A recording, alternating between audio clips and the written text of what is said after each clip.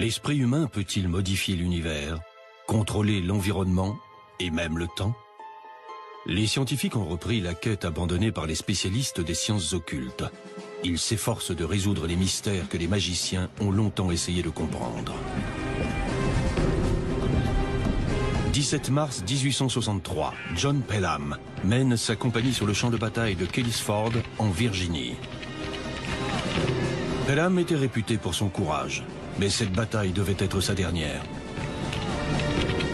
Plus d'un siècle plus tard, à Chicago, dans l'Illinois, Margaret Barrett ressent une vive douleur dans la tête. Cette infirmière du Midwest pourrait-elle être liée d'une manière ou d'une autre avec un commandant de la guerre civile américaine? Margaret pense qu'elle était le commandant dans une vie antérieure. Lorsqu'un individu fait l'expérience d'une vie antérieure, sa certitude est inébranlable. Cette vérité s'impose d'elle-même. Tout le monde pourrait mettre en doute l'existence de cette vie passée, mais les personnes qui ont vécu cette expérience n'en démordront pas. Elles savent. Beaucoup ne partagent pas leur avis, mais des gens comme Isaac Newton, Galilée, Carl Jung ont accompli certaines des plus grandes avancées de la science, considérées en leur temps comme des découvertes mystiques. Comment pouvez-vous être sûr que certains des phénomènes que nous considérons aujourd'hui comme supernaturels et inimaginables ne seront pas considérés comme des faits scientifiques 100% avérés dans 50 ans? Depuis la Renaissance, les scientifiques ont largement repoussé les frontières reconnues. Avant l'ère de la technologie, les scientifiques se basaient sur la foi et l'intuition. Les premiers occultistes pensaient que l'univers était un champ de conscience auquel ils pourraient accéder pour déchiffrer le travail des dieux. Nous pensons que nous sommes distincts les uns des autres. En réalité, nous faisons simplement partie d'un seul et même univers. C'était l'une des principales conceptions des magiciens occultistes. Ils l'ont merveilleusement exprimé en affirmant « ici-bas comme là-haut ». Cela signifie, où que vous regardiez, que les schémas seront les mêmes, au niveau microscopique, à notre niveau et au niveau cosmique. Ces magiciens pensaient que l'univers et l'esprit étaient liés, une connexion que les spécialistes de la physique quantique tentent toujours de démontrer. Les gens trouvent cela passionnant, les recoupements entre le mode de fonctionnement du cerveau et celui de l'univers. Mais d'autres pratiques New Age, telles que le channeling et l'exploration des vies antérieures, ne sont pas acceptées. Toutes ces expériences prétendument occultes naissent parfois dans le cerveau des suites de pathologies cérébrales. Elles vous poussent à vous interroger sur tous ces phénomènes et sur leur origine. En soi, constater que des personnes souffrant de crise du lobe temporal rencontrent Dieu ne remet pas en cause l'existence de Dieu, mais vous incite à vous demander en quoi consiste l'expérience religieuse, car le cerveau contient des structures neurales qui vous prédisposent à la croyance religieuse et au mysticisme. Le lien entre science et magie a toujours été fort. Et quand le mystique a été prouvé, il peut devenir une vérité scientifique. C'est une quête qui a façonné le monde et la perception que l'homme en a depuis l'époque de Newton. Isaac Newton est né au XVIIe siècle, à une époque où l'on pensait encore que la Terre était au centre du cosmos. Il est connu à la fois comme le père de la science moderne et comme le dernier des grands magiciens. Newton était un esprit hors du commun. Il pouvait se concentrer sur une question pendant des heures interminables, voire pendant des jours, en gardant à l'esprit tous les éléments du problème. Newton se représentait ses théories de façon très concrète et les étayait ensuite avec des expériences. Une pratique connue aujourd'hui sous le nom d'état modifié de conscience. Certains y parviennent en courant ou en faisant de l'exercice, d'autres en jeûnant, d'autres encore en buvant ou en se droguant, ou en pratiquant la prière ou la méditation, ou encore l'hypnotisme. Depuis des millénaires, l'homme applique une multitude de pratiques pour modifier son état de conscience. Je pense que la créativité nécessitait vraiment quelque chose comme l'acceptation de l'intuition, de l'inspiration comme point de départ d'idées qui s'avéreront profondes, importantes et même scientifiques.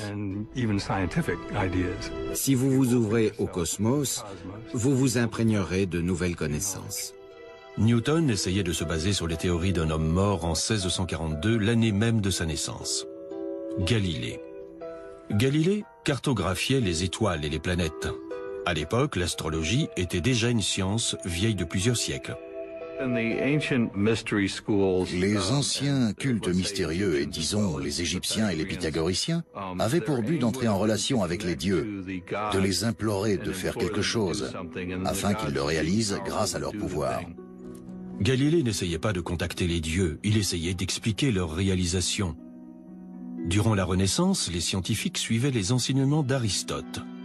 Les travaux de ce philosophe grec du IIIe siècle avant Jésus-Christ formaient des théories acceptées par l'Église catholique. L'idée de mouvement était extrêmement différente de notre conception actuelle. Elle reposait sur l'idée que chaque type d'objet ou de substance avait sa place naturelle. La terre à la base, puis l'eau, l'air et le feu. Et au-dessus de tout cela, la quintessence composant les cieux.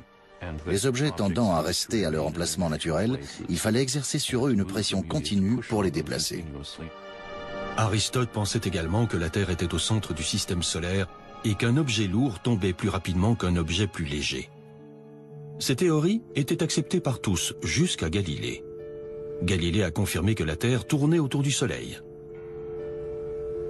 Aristote estimait que la matière tombait car elle connaissait sa place dans le cosmos. Les mains de son créateur la poussaient à retourner à son emplacement d'origine. La conception de la gravité développée par Galilée était bien plus avancée, et il recourut à la science pour étayer ses théories. Aristote était un grand penseur. Il pensait que les objets lourds tombaient bien plus vite que les objets légers, et il ne lui aurait fallu que 5 minutes pour le vérifier. Il n'avait qu'à monter en haut d'un bâtiment, prendre une roche et un petit poids et les laisser tomber en même temps. Il ne l'a jamais fait, tout simplement parce que le concept d'expérimentation est étranger à l'esprit humain. Mais pas celui de Galilée. Il a réalisé l'expérience et a découvert que tous deux tombaient à la même vitesse. C'est pourquoi nous considérons Galilée comme un grand génie, car il affirmait que nous pouvions nous interroger sur la nature sans avoir d'idées préconçues, que nous pouvions aborder les choses en faisant preuve d'ouverture et s'interroger sur ce qui se passe quand on jette un gros caillou et un petit poids. Par cette simple expérience, il a découvert quelque chose de contraire à l'intuition, que tout le monde pouvait tester et vérifier. Galilée a complètement discrédité la vision sacrée du monde développée par Aristote et défendue par l'Église. Il a payé cher cette remise en question. Les cardinaux de l'Inquisition rejetèrent ces théories. Il continua à les publier, ce qui le fit condamner pour hérésie. Galilée fut placé en résidence surveillée en 1633 et vécut le reste de sa vie sous l'œil vigilant de l'Inquisition. Il fallut 350 ans à l'Église pour reconnaître qu'elle s'était trompée. Entre-temps, Newton avait confirmé les conclusions de Galilée. Isaac Newton était un personnage fascinant. Il est né le jour de Noël. Orphelin de père, il a été élevé dans un environnement plutôt austère. Il fréquenta l'université, il ne la quitta pour ainsi dire jamais, et passa le reste de sa vie à étudier. Depuis sa jeunesse, il étudia tout ce que l'univers offrait à étudier. La Renaissance était alimentée par la redécouverte de textes grecs et occultes primitifs, oubliés depuis longtemps. Les scientifiques comme Newton étaient excités à l'idée de découvrir de nouvelles idées dans le domaine de la science, de la religion et de la magie. Newton n'était pas qu'un scientifique, il était aussi un alchimiste déclaré. La plupart des personnages les plus brillants de l'histoire, dont Newton fait partie, ont pratiqué l'alchimie et mené différentes quêtes occultes, car ils souhaitaient découvrir le fonctionnement des choses et aller aussi loin que nécessaire pour satisfaire leur esprit curieux. Du temps de Newton, il n'existait pas de frontière claire entre magie, spiritualité et science. Les scientifiques recouraient à toutes les méthodes disponibles pour approfondir leurs connaissances. Newton passa des années à chercher le joyau de l'alchimie, la pierre philosophale. Celle-ci n'était pas une pierre à proprement parler, mais un niveau supérieur de conscience qui permettait des avancées scientifiques et spirituelles. Seul dans son laboratoire à mener ses recherches d'alchimie, Newton pouvait passer des jours sans dormir et manger. Les spécialistes de la créativité la décomposent en plusieurs étapes. Il faut d'abord apprendre énormément, puis laisser ce savoir incuber, bouillonner en vous, avant qu'il ne se transforme en une sorte d'inspiration. C'est également ce que les alchimistes cherchaient à faire, et ce que Newton est parvenu à faire avec tant de succès. Newton a repris le défi de Galilée consistant à réfuter la théorie d'Aristote. En se penchant sur la théorie d'Aristote concernant la chute des objets et sur l'orbite des planètes, il a fait la plus grande découverte de la physique, la gravité. Cette découverte était révolutionnaire. En réfléchissant à la gravité, Newton devait concevoir l'idée que deux corps peuvent s'attirer à distance. Aujourd'hui encore, nous avons du mal à expliquer le phénomène. Comment le Soleil peut-il bien savoir que Jupiter est dans les parages? Qui peut le savoir? La génération émergente de scientifiques empiriques avec beaucoup de mal à concevoir qu'un objet puisse en affecter un autre sans le toucher, sans lui être lié en aucune manière. Newton déboule alors avec cette théorie mathématique qui recoupe parfaitement les observations astronomiques, mais qui implique l'existence d'une force entre ces deux éléments, alors que rien ne les lie. Il ne pouvait donc qu'envisager une action à distance, aussi difficile cette théorie pouvait-elle être à ses yeux ou à ceux de quiconque. Newton fut également le premier à découvrir les propriétés de la lumière et estimait qu'elle était composée de particules. La vision du monde, selon Aristote, n'acceptait pas la notion d'atome, de composants invisibles des objets. Mais il apparaît clairement, par exemple, au vu de ses écrits sur la lumière, que Newton avait des idées bien précises en la matière, qu'il voyait la lumière comme un flux de minuscules particules se déplaçant rapidement, des corpuscules, comme il les appelait. En 1687, Newton publia son œuvre maîtresse, Principia, qui fit sensation dans le monde entier. Il y définissait les trois lois du mouvement, la loi de l'inertie, la relation entre force et mouvement, et enfin, le fait que pour chaque action, il existe une réaction égale et opposée. Newton venait d'expliquer l'univers, mais des difficultés émotionnelles allaient affecter son travail. La fin du XVIIe siècle apportait son lot d'avancées scientifiques importantes. Sir Isaac Newton avait éminemment contribué à cette révolution, mais en 1675, il fit une dépression nerveuse. Plusieurs éléments se sont abattus sur lui en même temps. Il fit une dépression. Il s'enferma dans son appartement sans que l'on puisse l'en faire sortir. Ses amis durent littéralement le traîner dehors. La légende veut qu'il ait pratiqué l'alchimie en plus de la chimie et que les fumées aient pu le rendre un peu fou ou psychotique. Il y a différentes manières d'analyser cet épisode. Il pourrait simplement avoir fait une dépression nerveuse. Newton ne réalisa aucune autre percée scientifique, mais son travail allait subsister. Dans les années 1660, un fantôme du passé vint hanter la ville de Londres, la peste noire qui tua 70 000 personnes. Puis vint le grand incendie. Puis au milieu de cette agitation survint une première scientifique. En 1660, un groupe de scientifiques britanniques de premier plan fonda la Royal Society, la première organisation de l'histoire consacrée au progrès de la science. La Royal Society commença comme une sorte de club d'intellectuels se réunissant pour débattre de tous les sujets possibles et imaginables. C'était sans doute un peu risqué car, épisodiquement, l'Angleterre faisait face à des vagues de répression religieuse. La menace de l'Église ne les arrêta pas. Newton lui-même dirigea la Royal Society pendant 24 ans. On dit qu'il ne prononça qu'une seule phrase durant toutes ces réunions. Il demanda qu'on lui ouvre la fenêtre. Mais sa recherche quasi mystique allait inciter une autre génération à examiner l'univers de l'intérieur. Le cerveau humain. À sa surface, une mécanique bien rodée de neurones et de nerfs, parfaitement synchronisés, pour permettre le mouvement, l'apprentissage et même la défense. Mais le cerveau ne se limite pas aux impulsions électriques. Cet organe remarquable contient les pensées des gens, mais aussi leur passé. D'aucuns diraient qu'il abrite l'âme. La découverte par Newton de la gravité modifia la manière dont la science appréhendait l'univers. Mais un autre membre de la Royal Society, Thomas Willis, allait renverser les préceptes d'Aristote dans un autre domaine, la médecine. Willis entama la première exploration scientifique du cerveau et de son logiciel insaisissable, l'esprit. Thomas Willis était un médecin anglais. Il imagina un moyen d'étudier le cerveau, ce qui relevait de l'exploit, car le cerveau se décompose dans les heures qui suivent la mort. Les progrès de la médecine avaient longtemps été entravés par un tabou tenace contre la dissection du corps humain. Il fallut attendre un certain assouplissement des règles pour voir arriver les premières dissections. Souvent, ceux qui la pratiquaient étaient en fait des criminels. Ils étaient considérés comme tels, même s'ils étaient des scientifiques. La dissection d'un corps humain était contraire à la loi et à tout autre principe. Jusqu'à la Renaissance, les médecins croyaient en la théorie d'Aristote, selon laquelle le cœur était le siège de l'esprit. Bien peu en médecine pouvaient concevoir que cette masse blanche amorphe à l'intérieur du crâne puisse être le siège de la raison et de l'expression artistique. Willis suspectait que le cerveau cachait bien plus que ce que ses collègues imaginaient.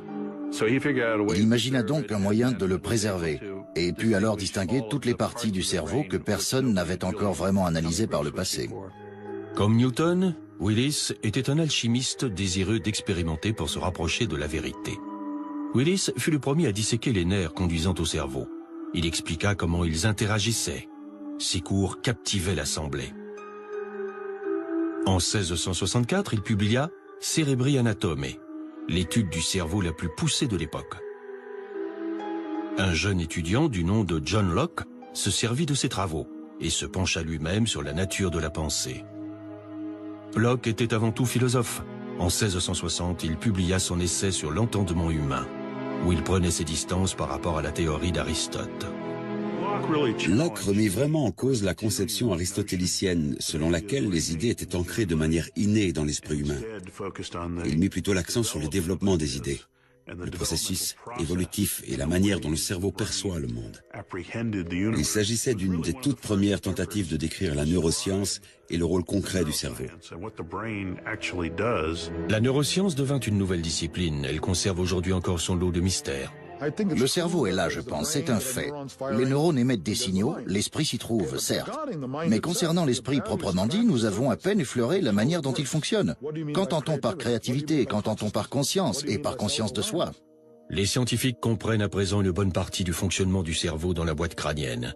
Mais ils essaient toujours de découvrir comment l'esprit peut modifier le monde au-delà de son enveloppe. À Paris, l'astrologue médical Franz Anton Mesmer découvrit l'hypnose presque par accident.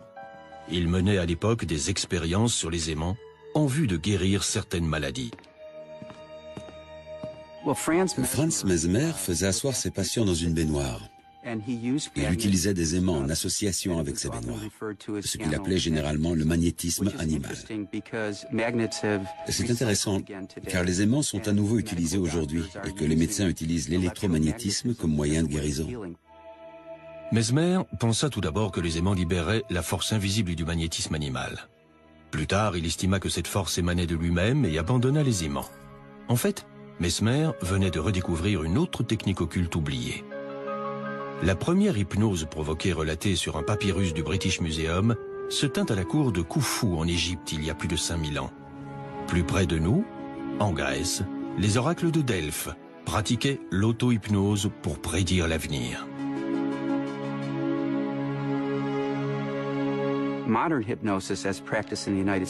L'hypnose moderne telle que pratiquée aux États-Unis voit le jour avec Franz Mesmer. Mais si on remonte plus loin, chaque culture connaît un moyen d'entrer en transe, que ce soit par la musique, la danse ou la méditation assise. Le traitement de Mesmer devint populaire dans les années 1770 et sa renommée crut rapidement, tandis que des légions de patients se déclaraient guéris grâce au mesmérisme. Mesmer parvenait à faire entrer les gens en transe et à leur suggérer des pensées positives, comme guérir ou se sentir mieux. Cela le rendit célèbre à tel point qu'un comité scientifique, dont un des membres n'était autre que Benjamin Franklin, dut s'efforcer de définir si les effets de cette méthode étaient réels ou pas. Ils conclurent que le mesmérisme fonctionnait, mais que, selon eux, c'était là le fruit de l'imagination plutôt que d'un quelconque principe opératoire. Mesmer était considéré par beaucoup comme un charlatan. Mais en 1843, le chirurgien londonien John Elliotson commença à recourir à ce qu'il appelait le coma mesmérisant pour réaliser de lourdes opérations chirurgicales sans douleur.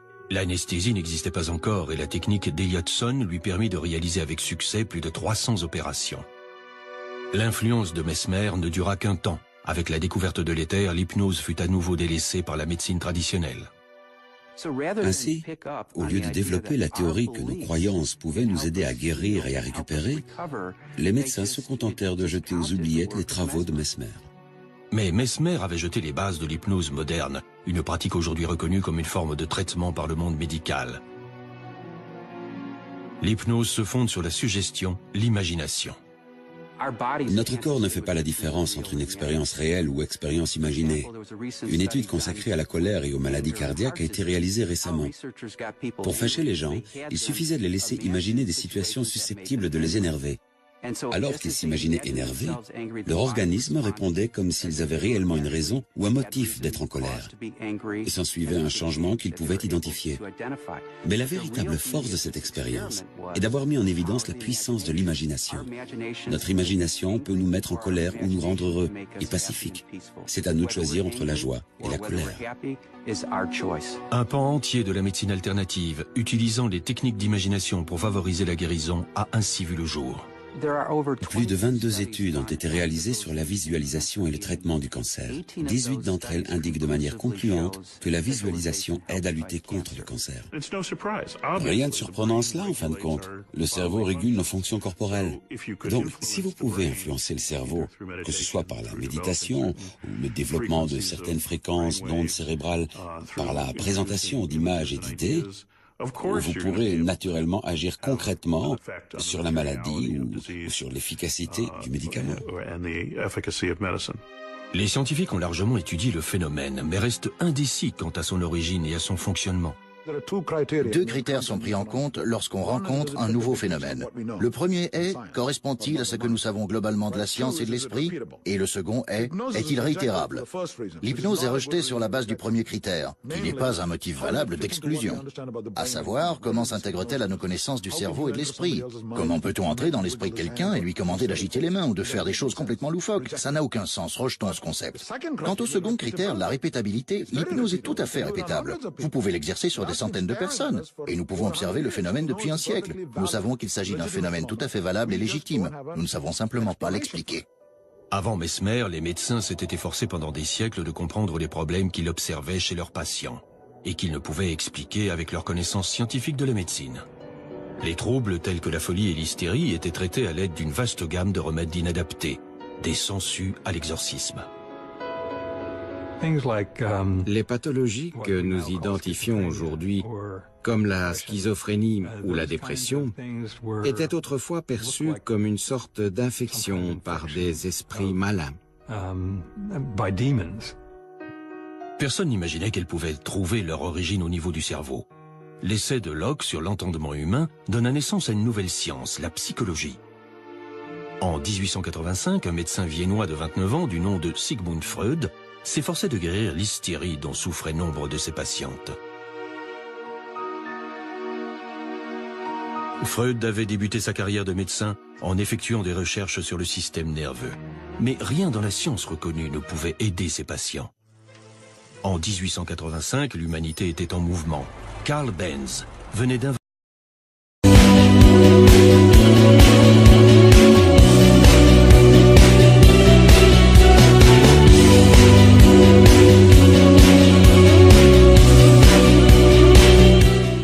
le premier véhicule à essence. Mais le docteur Freud se heurtait à un mur en essayant de résoudre les problèmes émotionnels de ses patients. Il expérimenta donc l'hypnose. Il allongea ses patients et découvrit qu'ils se rappelaient des traumatismes passés. Les physiciens venaient d'élaborer une nouvelle théorie de l'énergie selon laquelle celle-ci ne pouvait pas être détruite, mais uniquement transformée. Freud s'inspira de leurs travaux. Il était brillant. Il avait des opinions bien arrêtées et apprenait facilement. Il examina la théorie et découvrit la connaissance systématisée qui s'imposait dans ce que l'on appelait les sciences naturelles et qui devint plus tard la physique. Il transposa simplement ces métaphores au niveau de la psyché. Freud découvrit l'inconscient.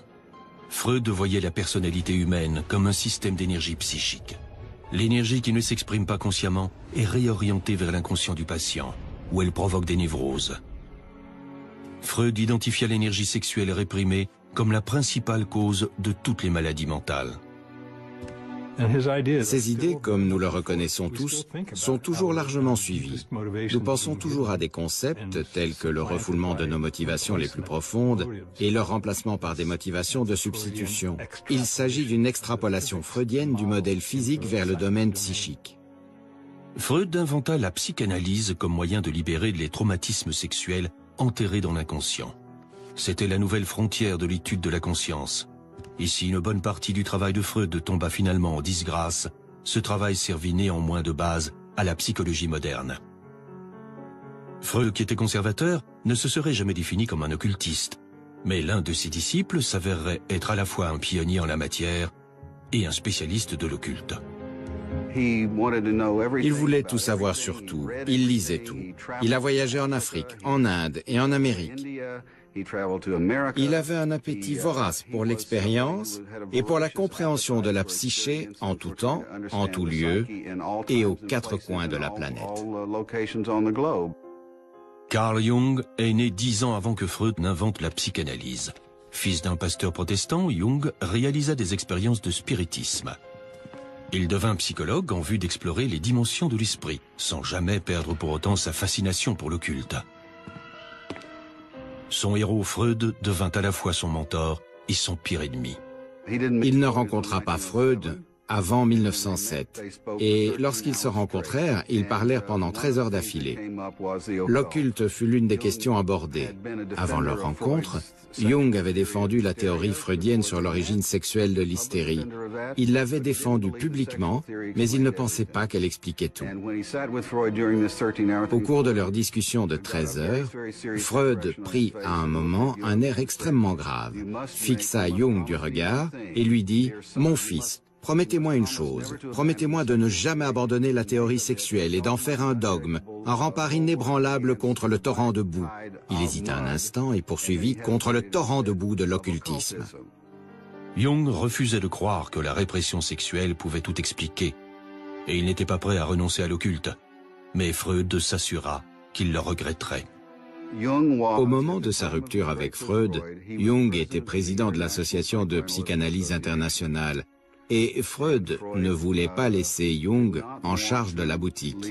En coulisses, dans ce que l'on pourrait appeler une manœuvre occulte, Freud forma donc un petit comité.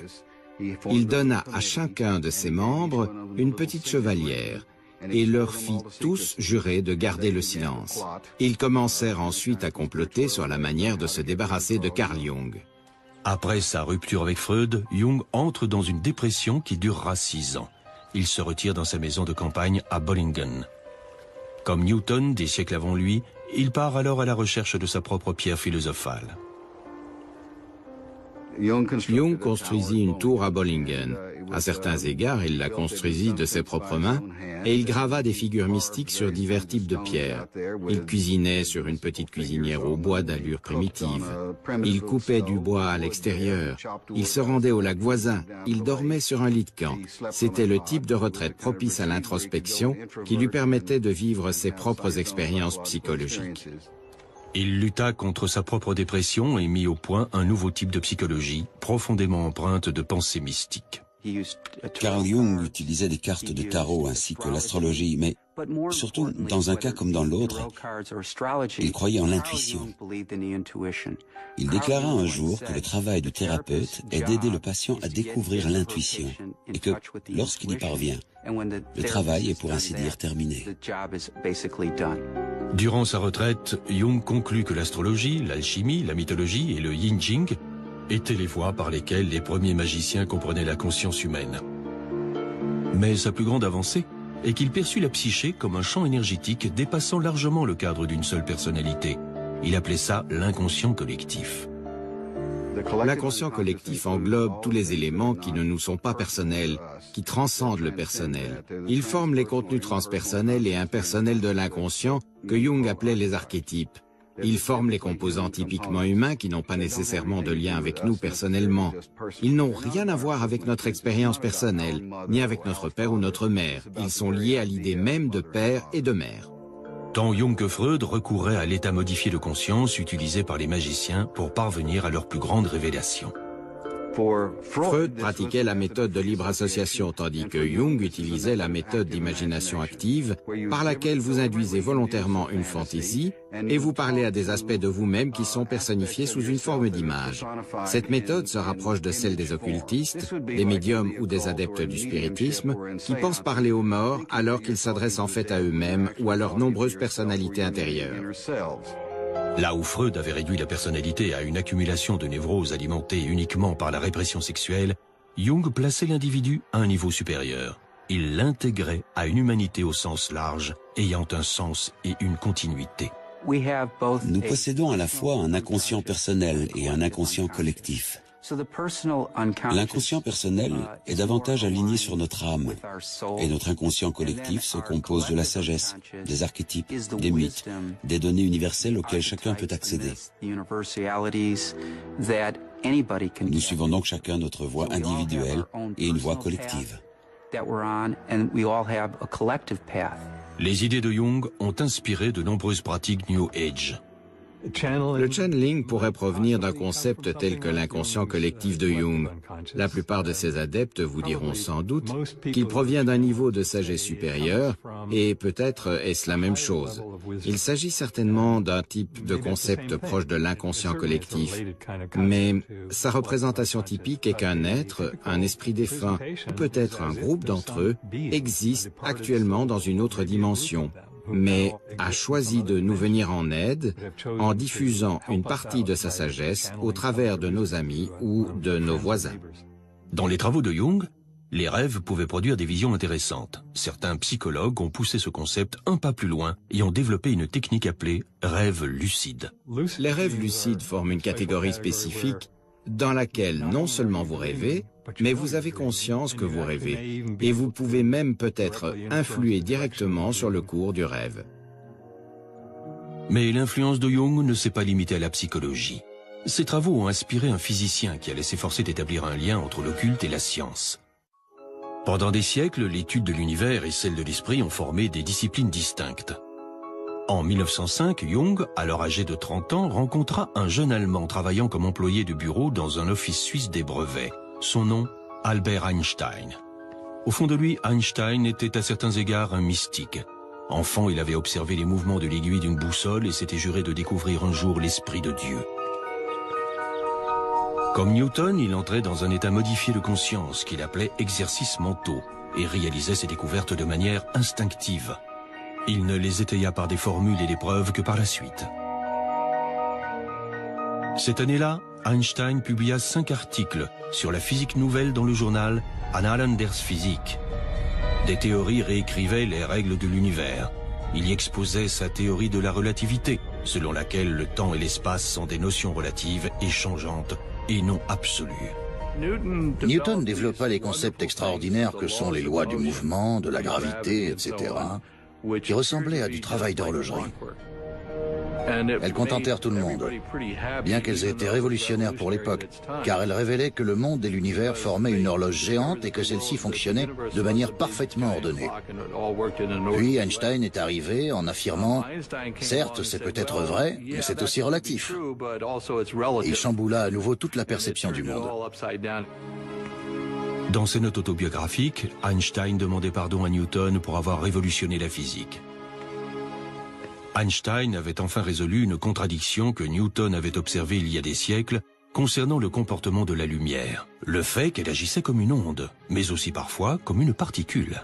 Au passage, il confirma aussi l'intuition de Newton concernant l'existence des atomes. On appelle cela l'effet photoélectrique. Si vous projetez une lumière brillante sur un morceau de métal, il frappera des électrons et les libérera. Et la théorie des ondes n'expliquait pas les détails de ce processus. Puis survint Einstein en 1905. Il put expliquer parfaitement l'effet photoélectrique en énonçant que, quand la lumière interagit avec le métal, elle intervient sous forme d'amas discrets d'énergie, qui dépendent de la fréquence de la lumière et non de son intensité. La lumière reste donc bien une onde, la fréquence est un concept fondamentalement associé aux ondes, mais agissant comme une particule. Des années plus tard, Jung déclara que le génie d'Einstein avait influencé l'ensemble de son travail intellectuel. La théorie photoélectrique d'Einstein posa aussi les bases des contradictions à venir du monde subatomique, la physique quantique. La conscience s'avérait avoir une incidence sur l'univers. Einstein avait pour intime conviction, sur le plan philosophique, qu'une théorie de la physique se devait d'être complète, que si vous connaissez tout ce qu'il y a à savoir sur un système, vous pouvez prévoir tout ce qu'il fera, et donc anticiper. En physique quantique, il n'y a pas d'absolu. Tout change en fonction de l'observation. Einstein affirmait que Dieu ne jouait pas au dé avec l'univers. Il le répétait si souvent que l'un de ses collègues lui lança un jour « Vas-tu arrêter de dire à Dieu ce qu'il doit faire ?» Einstein rejetait la physique quantique, mais celle-ci ne pouvait être ignorée. Et les concepts de l'occulte allaient aider certains à comprendre ce territoire inexploré. Pour la nouvelle génération de physiciens quantiques, l'esprit lui-même jouait un rôle absolu. Le comportement de la matière dépendait totalement de l'observateur. L'idée que la physique ou que la réalité physique soit en quelque sorte une construction de l'esprit, ou qu'elle dépende de celui-ci, est certainement l'une des manières d'interpréter la mécanique quantique. C'est l'une des raisons qui suscite tant de débats, car certains apprécient vraiment cette idée, tandis que d'autres la rejettent catégoriquement. Les physiciens quantiques appellent cela le problème de l'observateur. Si seuls les êtres conscients peuvent être observateurs, nous sommes donc intimement liés à l'existence même de la réalité. Sans nous, il n'y aurait que cette superposition croissante de possibilités et rien de certain ne se produirait jamais. 15 ans après la publication par Einstein de ses articles révolutionnaires, Wolfgang Pauli, à peine sorti de l'adolescence, exposa brillamment par écrit la théorie de la relativité d'Einstein. Les deux pionniers de la mécanique quantique, Max Born et Niels Bohr, encouragèrent Pauli à rejoindre leur discipline. Ces problèmes insolubles devinrent l'obsession de Wolfgang Pauli. Bien que de nature difficile et troublée, Pauli était un maître de la prédiction. D'autres scientifiques appelaient cela l'effet Pauli. Ses collègues des laboratoires expérimentaux et du monde de la physique le suppliaient de se tenir à l'écart, car à coup sûr, dès qu'il arriverait dans le laboratoire, toutes les expériences s'arrêteraient de marcher. Ils affirmaient même que ce phénomène survenait aussi quand il traversait la ville en train. Comme nombre de ceux que nous considérons comme des grands scientifiques, il était un spécialiste de la prédiction. Il pouvait prédire ce qui allait se passer. Et cela se produisait d'une certaine manière. De ce fait, il était l'une des figures les plus créatives de la mécanique quantique. Pauli, comme Newton, se plongeait à corps perdu dans son travail et finit par s'effondrer mentalement. En 1948, il se rendit dans le tout nouvel institut de Jung pour obtenir de l'aide du psychologue désormais renommé. Lorsqu'il se déplaça dans la pièce, l'effet Pauli se produisit. Un vase s'écrasa soudainement sur le sol. Les deux hommes diront plus tard que lorsque le vase se brisa, ils reconnurent leur destin. Ensemble, ils essaieraient de comprendre l'univers en recourant à la fois à la physique et à la psychologie. Pauli devint l'un des principaux acteurs du développement de la physique quantique, en partie grâce aux intuitions alimentées, ne serait-ce qu'en partie, par sa collaboration avec Carl Jung, un grand penseur intuitif issu d'un domaine complètement différent du sien. Parallèlement, Jung acquit une compréhension bien plus grande et put exprimer à meilleur escient le savoir qui était le sien grâce aux contributions de Pauli. L'incident lui-même les conduisit à développer le concept de synchronicité, lorsque deux événements supposément aléatoires se rejoignent pour créer du sens. La synchronicité telle que définie par Jung est une correspondance entre un état psychique interne, un état psychologique et un événement extérieur qui se rejoignent malgré un degré élevé d'improbabilité. Le résultat apparaît donc comme aléatoire ou accidentel, comme une simple coïncidence ou comme le fruit du pur hasard. Jung et Pauli combinèrent leur talent et leur intuition pour donner corps à une théorie de l'univers. Si la matière se comporte en fonction des observations, les hommes ont-ils créé leur propre réalité? Leurs pensées collectives et leurs rêves communs ont-ils créé notre monde? Cette théorie est rejetée par de nombreux scientifiques, mais elle rejoint les occultistes. L'ancienne conception occultiste d'une conscience latente qui imprègne le monde simplifierait considérablement certaines des interprétations de la mécanique quantique.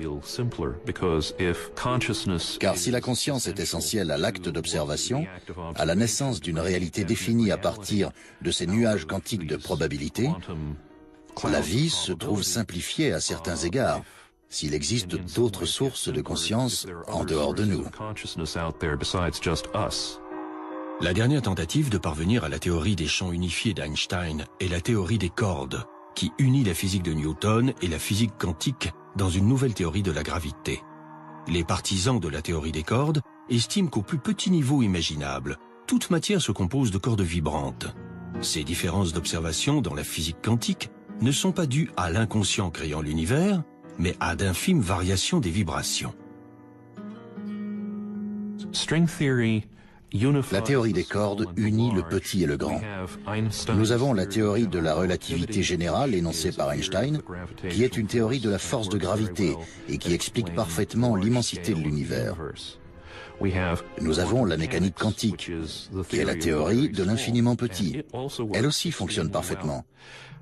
Le problème est que ces deux théories sont incompatibles. Il est impossible d'élaborer une théorie de la gravité quantique à partir de l'une des approches conventionnelles. La théorie des cordes s'avère extrêmement prometteuse à cet égard, car elle est fondamentalement une théorie quantique. Si elle est exacte, cette théorie implique un monde fascinant d'univers parallèles et de dimensions multiples. L'élégance de la théorie des cordes, c'est qu'elle implique l'existence de ces minuscules éléments appelés cordes, qui composent toutes les autres particules présentes dans l'univers, et qui sont en fait de l'énergie à l'état pur. Nous sommes ainsi arrivés aux plus petites particules qui soient. Et puisqu'elles se composent exclusivement d'énergie, nous pouvons nous considérer comme de l'énergie pure, ce qui satisferait de nombreuses personnes. Cette théorie est acceptable sur le plan religieux, sur le plan chimique et sur le plan physique. Mais elle pourrait ne jamais être prouvée. De tout temps, les scientifiques ont modifié notre monde, au travers de méthodes qui semblaient au départ relever de la magie. En 1895, Konrad Röntgen testait des rayons cathodiques lorsqu'il observa une lueur verte sur un écran peint de son établi. Mais le tube abritant les rayons cathodiques était recouvert de papier noir, ce qui signifiait que ces rayons invisibles pouvaient traverser un solide. Poussant plus loin ses investigations, il découvrit que les rayons pouvaient traverser la peau, révélant les os de la main de sa femme. Imaginez la réaction des gens face à ce phénomène. Imaginez que quelqu'un vous dise « Voici une table et un tiroir. À l'intérieur de celui-ci, il y a une sorte de film. Je vais à présent passer ces rayons mystérieux sur votre main et nous verrons vos os. » Les gens crieraient au surnaturel, à l'occultisme. En réalité, personne ne le crut. Röntgen décida donc de ne pas publier sa découverte dans une revue scientifique du fait qu'elle semblait presque occulte, et de plutôt la publier dans un journal, ce qu'il fit. La main droite de sa femme, dont on pouvait voir les os, apparut dans le journal. En une nuit, elle écrivit l'histoire. Les travaux de Röntgen auraient pu facilement être rejetés. Plongez-vous dans cette époque. On y parlait de physique et de déplacement de balles, de lumière, etc. Puis quelqu'un publie un article décrivant ces rayons qui vous traversent la main, qui est opaque, et qui font ressortir le squelette, les os de votre main. Vous auriez affirmé, c'est du n'importe quoi, c'est de l'occultisme. Mais il s'est avéré que l'expérience n'avait rien d'occulte. Il s'agissait d'un phénomène réel. La différence, c'est que cette expérience a été immédiatement répétée par des milliers de laboratoires à travers le monde. D'autres croyances occultes deviendront-elles des faits scientifiques avérés ? Originaire d'Angleterre, Margaret Barrett ne connaissait pas grand-chose de la guerre civile américaine. Elle s'est cependant sentie poussée à l'étudier. Un jour, elle est tombée sur une photo de John Pelham et remarqua une ressemblance frappante. Pelham le Brave, comme on le surnommait, fut tué par un mortier de l'Union à l'âge de 24 ans. Survit-il en la personne de Margaret ? Margaret souffre de migraine chronique. Elle a subi une opération du cerveau pour ce que je pense être la même blessure qui a tué John Pelham. John Pelham a trouvé la mort lorsqu'un obus a explosé à l'arrière de son crâne et a comprimé sa boîte crânienne. Margaret a connu le même problème, d'où son opération chirurgicale du cerveau. Que pensez donc de la croyance de Margaret en un lien apparent entre la mort de Pelham et son état de santé ? Lorsque je pratique une régression dans une vie antérieure, je commence par essayer de jeter un pont. Ce pont est une forme de connexion entre la vie actuelle et une vie antérieure. Il peut s'agir d'une peur, d'une phobie, d'un emploi, d'une relation, peu importe.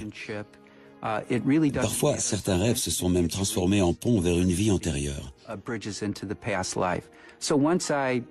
Lorsque j'entreprends de retracer une histoire complète, je commence par hypnotiser le patient. L'objectif est d'aider les gens à tirer des enseignements de leur vie antérieure, afin qu'ils ne reproduisent pas les mêmes erreurs dans leur vie actuelle. Gardons-nous des traces de ceux qui ont vécu avant nous ? Nous avons cette action et cette intelligence à distance. Nous devons nous y connecter. Nous devons être conscients de cette possibilité. La découverte de nos vies antérieures sera-t-elle un jour aussi courante que les rayons X? La plupart des scientifiques rejettent cette idée. Dans le cas de Röntgen, l'expérience était concrète, chacun pouvait la répéter. Elle fut donc acceptée. Pour ce qui est de la petite pierre et de la grosse pierre de Galilée, un enfant pourrait la répéter. Mais ce n'est pas toujours le cas. Prenons la vitesse de la lumière, par exemple. Einstein affirmait qu'elle est infinie. Il a fallu mener des expériences quantitatives extrêmement précises pour prouver que c'était correct. Peut-être certains de ces phénomènes sont-ils si élusifs et si insignifiants qu'il faudra des lustres pour les réfuter. Mais cela ressemble pour moi davantage à une échappatoire. Ils n'ont tout simplement pas une once de vérité. Si on ne peut pas tester une proposition, elle ne fait même pas partie de notre connaissance. Elle s'apparente à du charabia. Certains expliquent les vies antérieures comme un simple phénomène d'association. Vous vous dites, j'ai déjà vu ça par le passé et pourtant je n'aurais pas pu le voir. Comment est-ce possible? Peut-être cela remonte-t-il à une vie antérieure. C'est la seule explication. Parce qu'il est déjà impossible que je vous ai déjà rencontré avant ce soir. Mais j'éprouve cette impression tenace de vous avoir déjà rencontré. Comment est-ce possible? Peut-être était-ce ma vie antérieure. Ce n'est pas votre vie antérieure, c'est votre mémoire qui vous joue des tours. Les progrès émanent depuis longtemps d'esprits novateurs qui veulent aller bien au-delà de la réalité reconnue. C'est intéressant. Il semble presque que l'évolution est vraiment une sorte de révolution. Nous évoluons en quelque sorte autour du même noyau d'idées. Nous les exprimons de différentes manières. Nous trouvons de nouveaux outils pour nous pencher plus profondément sur la notion centrale. Mais au fond, nous observons la même image dans le même univers. Peut-être pourrons-nous affiner un peu notre compréhension, mais nous travaillons main dans la main avec les anciens magiciens. L'esprit est aujourd'hui aussi mystérieux que ne l'était l'univers en son temps. Les scientifiques découvriront-ils un jour que l'homme crée sa propre réalité? La science permettra de réaliser des avancées considérables, mais uniquement en se penchant sur ce que certains appellent l'occulte. Il y a certains points que je trouve très intéressants dans les croyances New Age, car je pense qu'ils rendent explicites des éléments que la science n'a pas encore abordés. Je pense que toutes les questions qui n'ont pas encore d'explication scientifique à l'heure actuelle finiront par en trouver une. Seul le temps nous dira quelles avancées nous attendent au croisement de la science et de l'occulte.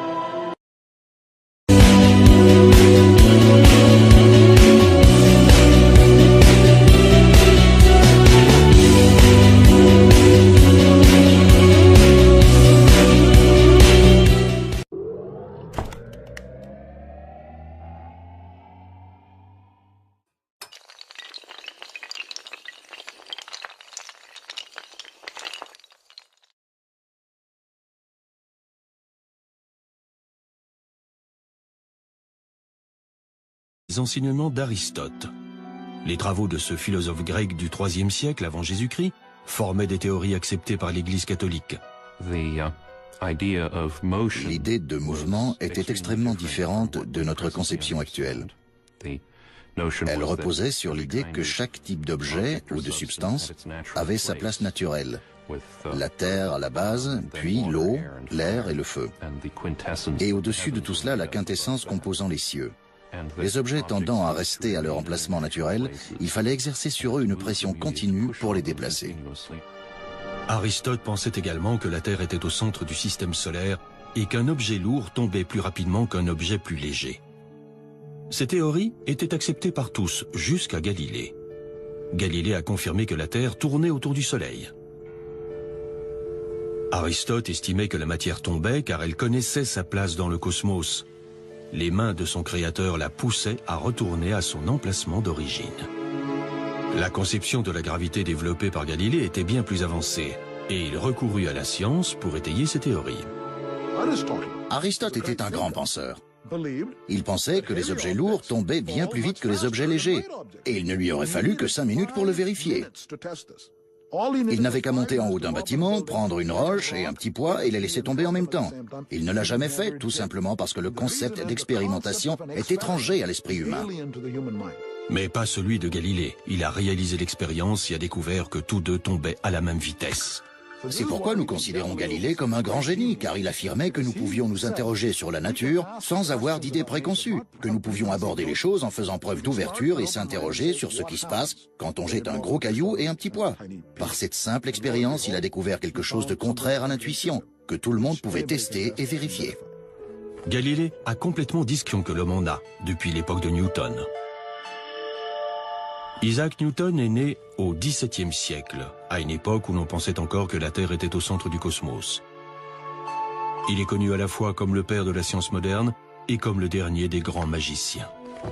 Newton était un esprit hors du commun. Il pouvait se concentrer sur une question pendant des heures interminables, voire pendant des jours, en gardant à l'esprit tous les éléments du problème. Newton se représentait ses théories de façon très concrète et les étayait ensuite avec des expériences. Une pratique connue aujourd'hui sous le nom d'état modifié de conscience. Certains y parviennent en courant ou en faisant de l'exercice, d'autres en jeûnant, d'autres encore en buvant ou en se droguant, ou en pratiquant la prière ou la méditation, ou encore l'hypnotisme. Depuis des millénaires, l'homme applique une multitude de pratiques pour modifier son état de conscience. Je pense que la créativité nécessitait vraiment quelque chose comme l'acceptation de l'intuition, de l'inspiration comme point de départ d'idées qui s'avéreront profondes, importantes et même scientifiques. Si vous vous ouvrez au cosmos, vous vous imprégnerez de nouvelles connaissances. Newton essayait de se baser sur les théories d'un homme mort en 1642, l'année même de sa naissance. Galilée. Galilée cartographiait les étoiles et les planètes. À l'époque, l'astrologie était déjà une science vieille de plusieurs siècles.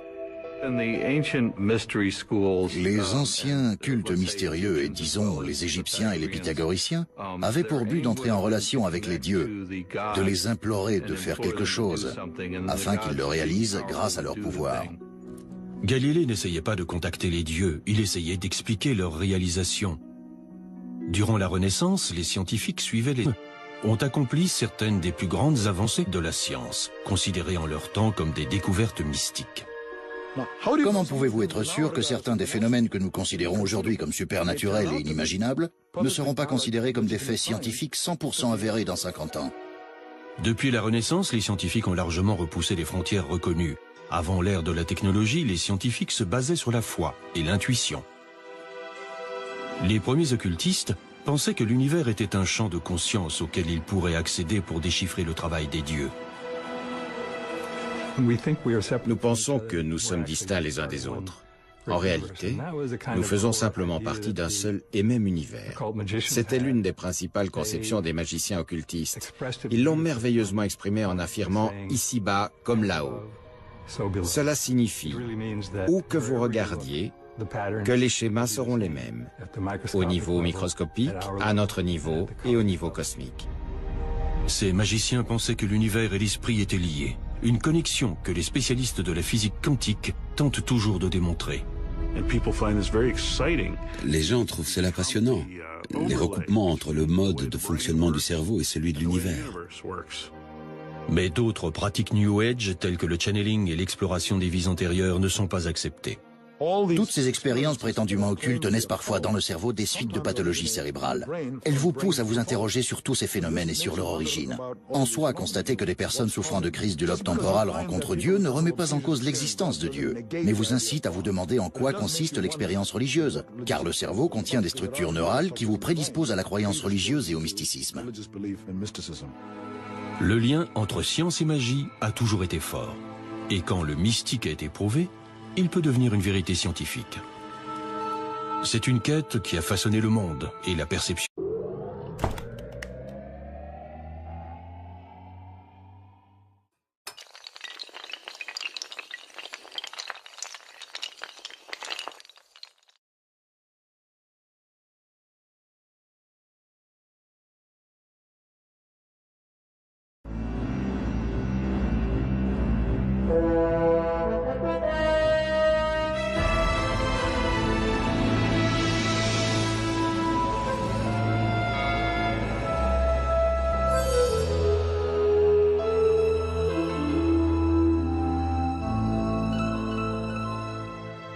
L'esprit humain peut-il modifier l'univers, contrôler l'environnement et même le temps? Les scientifiques ont repris la quête abandonnée par les spécialistes des sciences occultes. Ils s'efforcent de résoudre les mystères que les magiciens ont longtemps essayé de comprendre. 17 mars 1863, John Pelham mène sa compagnie sur le champ de bataille de Kellysford, en Virginie. Pelham était réputé pour son courage, mais cette bataille devait être sa dernière. Plus d'un siècle plus tard, à Chicago, dans l'Illinois, Margaret Barrett ressent une vive douleur dans la tête. Cette infirmière du Midwest pourrait-elle être liée d'une manière ou d'une autre avec un commandant de la guerre civile américaine? Margaret pense qu'elle était le commandant dans une vie antérieure. Lorsqu'un individu fait l'expérience d'une vie antérieure, sa certitude est inébranlable. Cette vérité s'impose d'elle-même. Tout le monde pourrait mettre en doute l'existence de cette vie passée, mais les personnes qui ont vécu cette expérience n'en démordront pas. Elles savent. Beaucoup ne partagent pas leur avis. Mais des gens comme Isaac Newton, Galilée, Carl Jung créditaient la vision sacrée du monde développée par Aristote et défendue par l'Église. Il a payé cher cette remise en question. Les cardinaux de l'Inquisition rejetèrent ces théories. Il continua à les publier, ce qui le fit condamner pour hérésie. Galilée fut placé en résidence surveillée en 1633 et vécut le reste de sa vie sous l'œil vigilant de l'Inquisition. Il fallut 350 ans à l'Église pour reconnaître qu'elle s'était trompée. Entre-temps, Newton avait confirmé les conclusions de Galilée. Isaac Newton était un personnage fascinant. Il est né le jour de Noël. Orphelin de père, il a été élevé dans un environnement plutôt austère. Il fréquenta l'université, il ne la quitta pour ainsi dire jamais, et passa le reste de sa vie à étudier. Depuis sa jeunesse, il étudia tout ce que l'univers offrait à étudier. La Renaissance était alimentée par la redécouverte de textes grecs et occultes primitifs, oubliés depuis longtemps. Les scientifiques comme Newton étaient excités à l'idée de découvrir de nouvelles idées dans le domaine de la science, de la religion et de la magie. Newton n'était pas qu'un scientifique, il était aussi un alchimiste déclaré. La plupart des personnages les plus brillants de l'histoire, dont Newton fait partie, ont pratiqué l'alchimie et mené différentes quêtes occultes, car ils souhaitaient découvrir le fonctionnement des choses et aller aussi loin que nécessaire pour satisfaire leur esprit curieux. Du temps de Newton, il n'existait pas de frontière claire entre magie, spiritualité et science. Les scientifiques recouraient à toutes les méthodes disponibles pour approfondir leurs connaissances. Newton passa des années à chercher le joyau de l'alchimie, la pierre philosophale. Celle-ci n'était pas une pierre à proprement parler, mais un niveau supérieur de conscience qui permettait des avancées scientifiques et spirituelles. Seul dans son laboratoire à mener ses recherches d'alchimie, Newton pouvait passer des jours. Dieu ne remet pas en cause l'existence de Dieu, mais vous incite à vous demander en quoi consiste l'expérience religieuse, car le cerveau contient des structures neurales qui vous prédisposent à la croyance religieuse et au mysticisme. Le lien entre science et magie a toujours été fort, et quand le mystique a été prouvé, il peut devenir une vérité scientifique. C'est une quête qui a façonné le monde et la perception que l'homme en a depuis l'époque de Newton. Isaac Newton est né au XVIIe siècle, à une époque où l'on pensait encore que la Terre était au centre du cosmos. Il est connu à la fois comme le père de la science moderne et comme le dernier des grands magiciens. Newton était un esprit hors du commun. Il pouvait se concentrer sur une question pendant des heures interminables, voire pendant des jours, en gardant à l'esprit tous les éléments du problème. Newton se représentait ses théories de façon très concrète et les étayait ensuite avec des expériences, une pratique connue aujourd'hui sous le nom d'état modifié de conscience. Certains y parviennent en courant ou en faisant de l'exercice, d'autres en jeûnant, d'autres encore en buvant ou en se droguant, ou en pratiquant la prière ou la méditation, ou encore l'hypnotisme. Depuis des millénaires, l'homme applique une multitude de pratiques pour modifier son état de conscience. Je pense que la créativité nécessitait vraiment quelque chose comme l'acceptation de l'intuition, de l'inspiration comme point de départ d'idées qui s'avéreront profondes, importantes et même scientifiques. Si vous vous ouvrez au cosmos, vous vous imprégnerez de nouvelles connaissances. Newton essayait de se baser sur les théories d'un homme mort en 1642, l'année même de sa naissance. Galilée. Galilée cartographiait les étoiles et les planètes. À l'époque, l'astrologie était déjà une science vieille de plusieurs siècles. Les anciens cultes mystérieux, et disons les Égyptiens et les Pythagoriciens, avaient pour but d'entrer en relation avec les dieux, de les implorer de faire quelque chose, afin qu'ils le réalisent grâce à leur pouvoir. Galilée n'essayait pas de contacter les dieux, il essayait d'expliquer leur réalisation. Durant la Renaissance,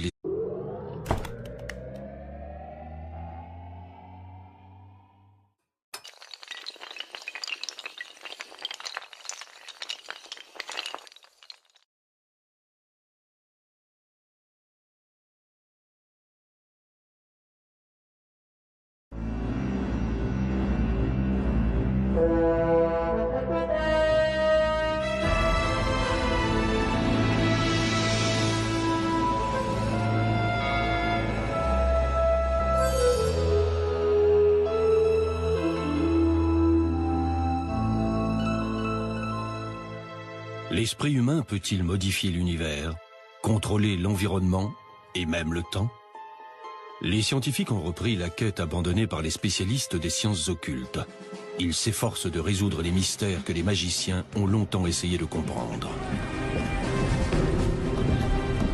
17 mars 1863, John Pelham mène sa compagnie sur le champ de bataille de Kellysford, en Virginie.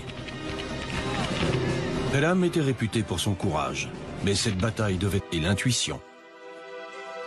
Les premiers occultistes pensaient que l'univers était un champ de conscience auquel ils pourraient accéder pour déchiffrer le travail des dieux. Nous pensons que nous sommes distincts les uns des autres. En réalité, nous faisons simplement partie d'un seul et même univers. C'était l'une des principales conceptions des magiciens occultistes. Ils l'ont merveilleusement exprimé en affirmant « ici-bas comme là-haut ». Cela signifie, où que vous regardiez, que les schémas seront les mêmes, au niveau microscopique, à notre niveau et au niveau cosmique. Ces magiciens pensaient que l'univers et l'esprit étaient liés, une connexion que les spécialistes de la physique quantique tentent toujours de démontrer. Les gens trouvent cela passionnant, les recoupements entre le mode de fonctionnement du cerveau et celui de l'univers. Mais d'autres pratiques New Age, telles que le channeling et l'exploration des vies antérieures, ne sont pas acceptées. Toutes ces expériences prétendument occultes naissent parfois dans le cerveau des suites de pathologies cérébrales.